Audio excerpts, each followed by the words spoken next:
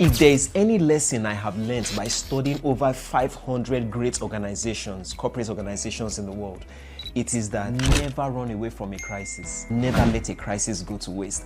I want to show this by profiling the story of Volkswagen. I want to show you how crises are amazing and wonderful opportunities for people who have the right mindset. By profiling Volkswagen, one of the biggest car manufacturers in the world. Volkswagen, as I speak today, they own car brands such as Audi, Seats, Skoda, Bentley, Bugatti, Porsche, Lamborghini, and so on and so forth, other brands as well. In fact, I think they're in a partnership with Rivian, one of the new EV manufacturers, and it's a company that sells up to 10 million cars every year.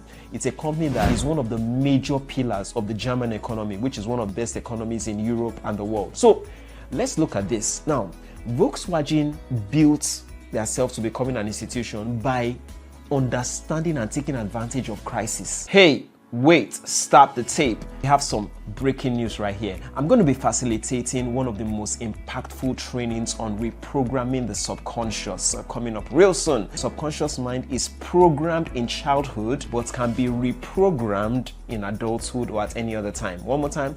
The subconscious mind is programmed in childhood but can be reprogrammed at any other time. I'm going to be teaching about the principles, the techniques on reprogramming the subconscious. I'm a beneficiary of what I'm going to be training as well. I grew up with a certain pattern in my life of having low energy during pivotal moments in my life, during tipping points in my life, big moments. I just witnessed low energy, lack of zeal, lack of enthusiasm. And I was able to use these principles to reprogram my subconscious. So do you have patterns that you want to break? Do you want to form new habits? Do you want to discontinue old habits, bad habits that you're pleased with? You can do so by learning the principles I'll be teaching in this training. You can see the flyers right here. I'll also be facilitating a training on how individuals become institutions. I take techniques from the greatest companies who have ever lived, who are almost near monopolies.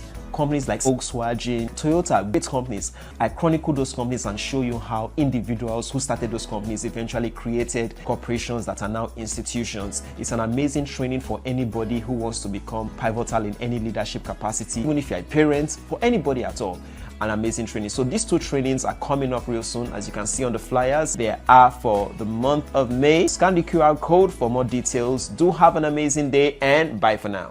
Crisis. Let's start with what happened in 1964. In 1964, shortly after World War II, Volkswagen acquired Audi. Audi was part of a German car manufacturer called Auto Union. But what happened? They were financially struggling. That is, Audi was in financial struggles at that time. And then Volkswagen saw that as an opportunity to acquire Audi, and they acquired Audi. It gave them leverage, ability to have new models and expand, economies of scale and all that. But they didn't stop there. In 1986, Volkswagen acquired the Spanish auto car maker Seats. Due to the same circumstances, they waited for moments of crisis to acquire other car brands. So they strategically positioned themselves for moments of crisis. They knew that during moments of crisis, our competitors will have difficult times, and that's a good time for us to acquire them. So they waited, they looked forward to times of crisis. So that was the second acquisition. Then, in the late 80s, after the collapse of communism, Czechoslovakia had a nationally owned company called Skoda.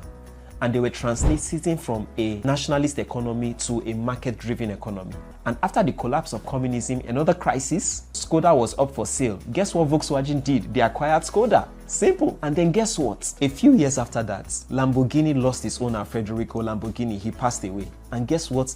The company started having financial struggles too. Ability to, cope with the market, and it was just challenging. And guess what Volkswagen did? They acquired Lamborghini. But guess what? They didn't stop there. They did not only acquire Lamborghini, they also, in the same vein, acquired Bentley and Bugatti. And as if that was not enough, during the 2008 economic crash, Volkswagen acquired what? Porsche. So they understood this principle. And guess if you understand this principle, you will be very disciplined and wait for times of crisis, because you know that in times of crisis, competitors will crumble and then you can cash in on that.